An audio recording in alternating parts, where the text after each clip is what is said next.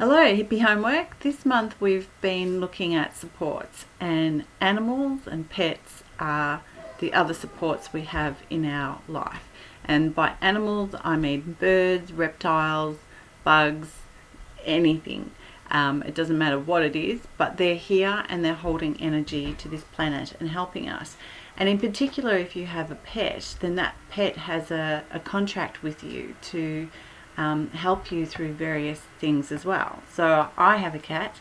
Everybody else loves her. She drives me nuts. Why? Because she's needy, and she inserts herself in the absolute worst time to go, "Hi, could you pat me now?" Or "I'd like to sit on you now," and I'll be dealing with kids, or I will have just sat down for a cup of tea and the last thing I need is another thing on me, and she's like, "Oh, I'll just sit on you now."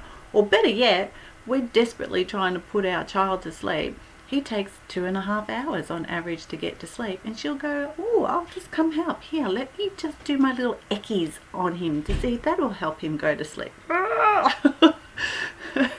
And she comes and visits all our visitors, and she sits on their lap and she covers them with fur and she purrs, and all the visitors love her. And I just get frustrated by her, but she's here to teach me about some of my neediness and some of my abandonment issues, but it still shits me. But everyone has pets and they're here to do things. I mean, I had another cat who I pretty much neglected emotionally. You know, he was there, I fed him, I looked after him, but I wasn't really properly connected to him at the start. And when I went through depression, it was very hard to connect to him, but I would drift off at night and sit on the couch and I wouldn't want to be here, and I would just float away in my brain to somewhere else that didn't hurt and didn't cause emotional pain. And when I'd been gone for long enough, he would just tap my shoulder with his paw or put his chin on my shoulder, and that would be enough to bring me back into my body. So animals do things. They take care of us, they teach us lessons, they bring us healings. Quite often this same annoying cat will come for a healing, and if I had people at my house, because originally I did have people at my house, she would come and sit on them, although, you know, the other part is allergies, so I was conscious of that. But animals are here doing things.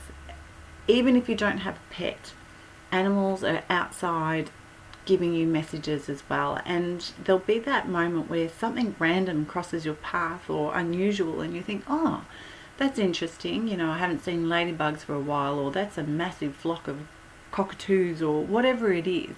But they're signs for you as well. And so this week I want you to sort of reflect on what these animals are doing for you. So if you do have a pet, then maybe have a think about what their job is and what they're trying to help you with, or help you heal in yourself as well, like neediness. But they do lots of things. And if it's an animal outside that gives you a sign, then look it up. Go to Google and just go spiritual meaning of, and write in what it is that has caught your interest, and see what message they're trying to give to you. You can wake up at the beginning of the day and say, "I'd like a sign from an animal today, please," and see what you can get, because that's quite possible. And acknowledge that they're here helping, guiding and holding energy at this planet. They are crucial to this planet, and even during the fires, their sacrifice was crucial during that time as well, for the energy that they brought to that, and to the energy they've created in activating change in people as a result.